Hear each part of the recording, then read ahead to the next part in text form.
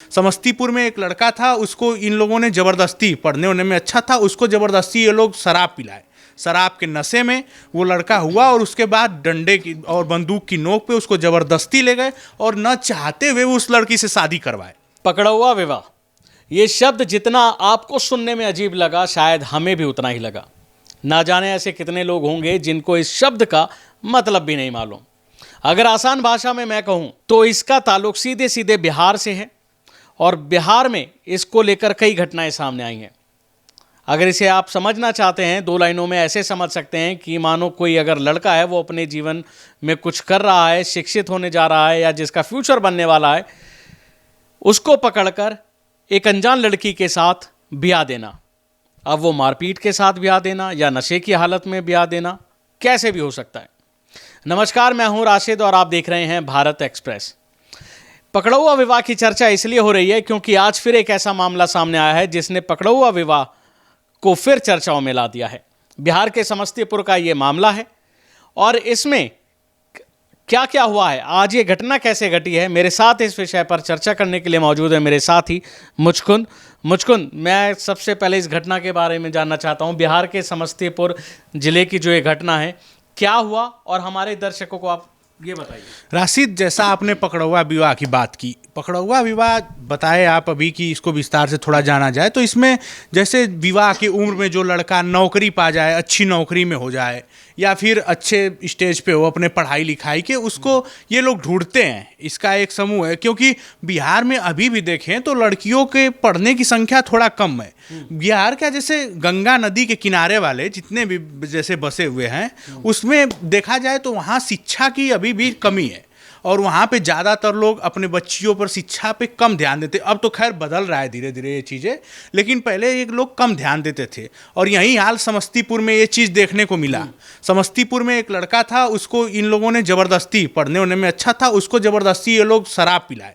शराब के नशे में वो लड़का हुआ और उसके बाद डंडे की और बंदूक की नोक पे उसको ज़बरदस्ती ले गए और न चाहते हुए उस लड़की से शादी करवाए और वो शादी करवाए उस लड़की से, उसको ज़बरदस्ती शादी करना पड़ा। अब इसमें एक मामला ये आएगा कि क्या इस पे पुलिस कार्रवाई नहीं करती है, क्या इस पे पुलिस की कार्रवाई नहीं होती है या कोर्ट हमारे कहाँ है, क्या है, कैसे है इसकी व्यवस्था। तो इस पे मैं आपको बताऊं कि अभी साल 2023 में नवंबर में ही पटना हाई कोर्ट ने इस पे अपना एक रिटायर्ड थे, फौज के रिटायर्ड आदमी ने अपील किया था, जिसपे पटना हाई कोर्ट ने अपना इस पे दिया, अपना आदेश दिया अपना कि ये बिल्कुल गलत है, ऐसा नहीं होना चाहिए। बिहार में ये चीज़ें गड़बड़ हो रही हैं और ऐसा विवाह बिल्कुल इनलीगल है, ऐसा नहीं होना चाहिए, ये गड़बड़ है। लेकिन तब भी कोर्ट के आदेश के बावजूद भी ये चीज़ें अभी थमने का नाम नहीं ले रही हैं। और इसको मैं आपको आगे बताऊं कि जब साल 1961 में जब दहेज प्रथा भारत में बंद हुई, उसके बाद से ये थोड़ा बढ़ा और 1980 आते आते ऐसा ये बढ़ गया पकड़ौआ विवाह बिहार में कि मतलब एक अपने ऊपर अलग ही स्टेज पे चला गया।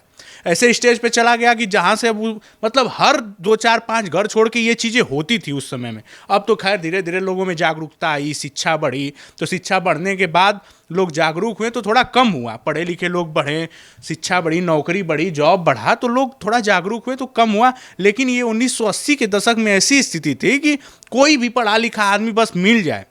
उस समय महिलाएं, लड़कियां कम पढ़ी थी, बिल्कुल भी कम पढ़ी थी। अब तो लोग अपने बच्चियों को पढ़ा रहे हैं, लेकिन उस समय महिलाएं और लड़कियां इतनी कम पढ़ी थी कि उनके लिए अच्छा लड़का ढूंढना एक तरह से टास्क था, उनको बड़ा टास्क था कि इसको कैसे अच्छे लड़के से शादी कराया जाए। कोई भी अच्छा लड़का अगर आपकी अनपढ़ लड़की से तो शादी जल्दी करना चाहेगा नहीं, क्योंकि उसके पूरा जीवन उसके साथ बिताना, ये तो है नहीं कि नहीं 1-2 साल शादी किया उसके बाद छोड़ दिया, तलाक हो गया, ऐसी चीज़ें हैं नहीं। तो ऐसे में ज़बरदस्ती उनको पकड़ के जाके 8 से 10 लोग पकड़ के अपहरण, इसमें अपहरण होता था पहले लोगों का, लड़कों का अपहरण करके लाना, उसको रखना 10 दिन तक अपने यहाँ रखते थे ये लोग। 10 दिन रखना, 10 दिन रखने के बाद फिर उसको शादी का अपना निकलवाना, जैसे वो क्या उसका डेट निकाला जाता है शादी पे कि इस डेट पे मुहूर्त शुद्ध देखना, उसके बाद उस पर शादी करवाना और 10-15 दिन पहले से उसको अगवा करके अपहरण करके अपने यहाँ रख लेते थे, खिलाना पिलाना, उसको मनाना ताकि मारना पीटना, अगर वो तैयार ना हो तो उसको मारते पीटते भी थे लोग, मार पीट के किसी भी तरह से तैयार करवाते थे। और अब इसमें ये भी मामला अगर आप पूछेंगे कि मान लीजिए आगे मैं बता दूं कि क्या इसमें वो कार्रवाई नहीं होती या वो कोर्ट में जाके या तलाक की बात, तो तलाक की बात इतना वो धमका देते थे उनको पहले, उस लड़के को या उसके परिवार वालों को, मजबूत लोग जो थे पक्ष वाले, इतना धमकाते थे कि फिर उसको कुछ कहने का था ही नहीं, उसको मजबूरन रखना पड़ता था। जिस महिला से शादी हो जाती थी उससे मजबूरन, क्योंकि उसकी शुरुआत ही धमकाने से हुई। जब शादी हुई तो धमका के शादी कराई गई, धमकाने के बाद शादी हुई, उस शादी करके अब उसको मजबूरी था रखना उसको। आखिर कहाँ जाए? ऐसे लोगों को ये चिन्हित करते थे ना, खोजते थे कि कौन समाज में जैसे कमज़ोर है उसको उठाओ। कमजोरी लोगों के साथ दबंग लोग कर सकते हैं ना, आखिर दबंग के साथ तो दबंग कर नहीं सकता है, दोनों मामला तनातनी हो जाएगा। तो कमजोर लोग को ढूंढना, उन कमजोर लोगों को उठा के अपने यहाँ रखना, 10 दिन 15 दिन 20 दिन अपहरण किडनैप करके रखना, उसके बाद उनसे शादी करवाना, शादी करवा के फिर भेज देना साथ में। और इसमें दहेज भी नहीं दे दिए, सबसे बड़ी प्लस पॉइंट कि 1 रुपया नहीं इसमें दिया जाता है। जबरदस्ती शादी करवाते हैं अपनी लड़की की तो बिना पैसे की शादी, जब पकड़ी के शादी। अभी आप देखे होंगे ट्रेंडिंग में बिहार टीचर में बच्चे हुए, बिहार में शिक्षक भर्ती की बहाली आई, उस भर्ती में भी आप कई खबर देखे होंगे कि जो यूपी से या अन्य स्टेट से जो लड़के गए वहाँ भर्ती हुए हैं, उनको भी पकड़ पकड़ के ये लोग जबरी शादी किए 2-4 लोगों को। हालांकि मामला बढ़ा तो इस पर रोक लगी, लेकिन उतना नहीं। लेकिन फिर अभी देखिए समस्तीपुर में ये चीज़ देखने को मिली गई आपको। अच्छा मुझको मैं कुछ जैसे मुझको ने बहुत अच्छी बातें बताई कि कैसे जब दहेज प्रथा चलती थी 1960 के दशक में, वो कैसे फिर ख़त्म हुई। उसके बाद जब ये 1980 का जब ये दशक आता है तो ये घटनाएं कैसे अपने एकदम चरम पर पहुंच जाती हैं पकड़ा हुआ विवाह को लेकर।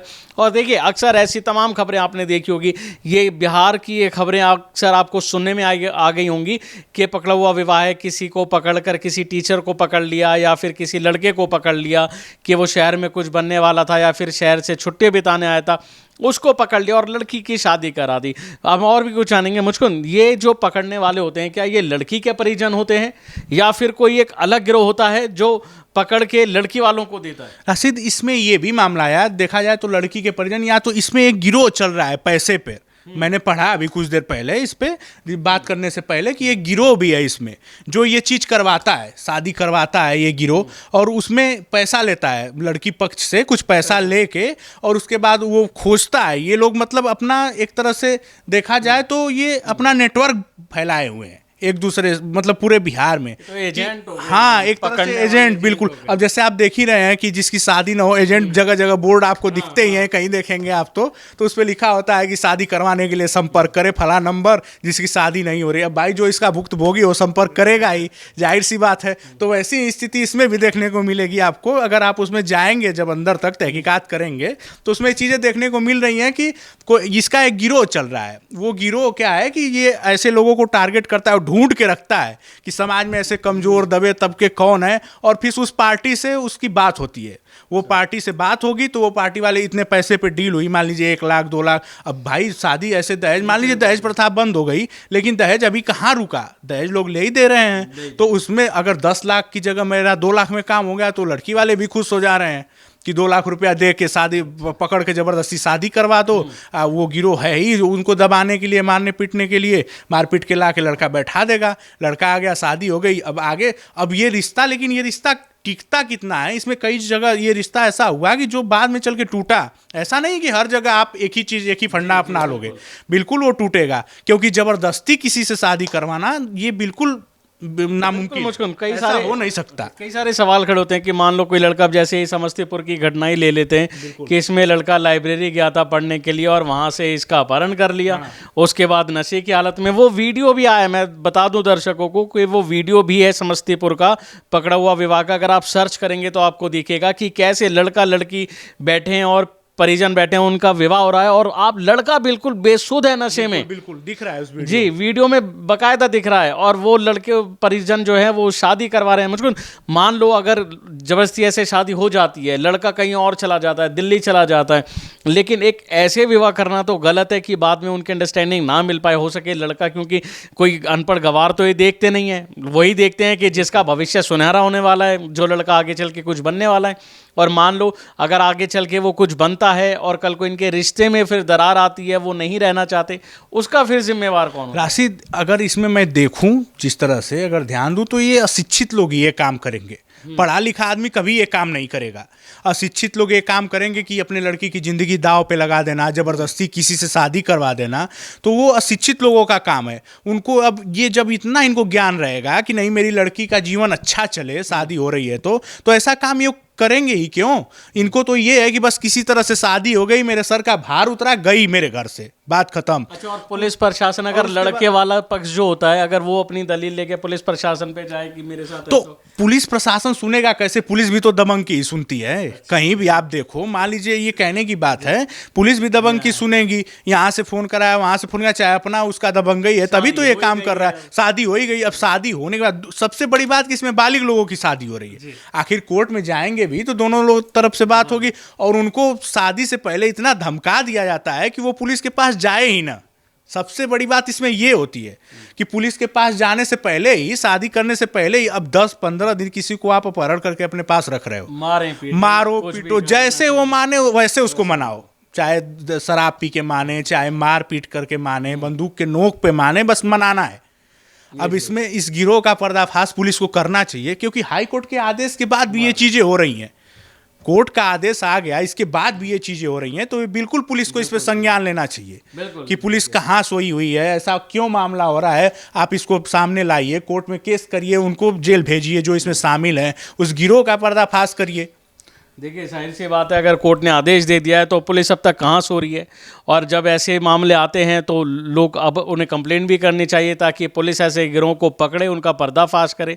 बहरहाल, जितनी आसान भाषा में मेरे साथी ने समझाया, इतनी डिटेल में मुझे लगता है कि तमाम दर्शकों को ये समझ आ गया होगा कि आखिर पकड़ा हुआ विवाह जो कि सदियों से चल रहा है, पहले से चल रहा है, वो कितना खतरनाक है एक पक्ष के लिए। हालांकि इसमें जो लड़की होती है उनका भी रिश्ता दाव पर लगा रहता है कि दोनों अनजान शख्स की शादी हम अगर ज़बरदस्ती हथियार के बल पे कराएं या बलपूर्वक कराएं तो वो आगे जाके कैसे रहेंगे, कैसे नहीं। बहरहाल, आपको बता दें कि बिहार का ये मामला कोई नया नहीं है, काफ़ी पुराना है।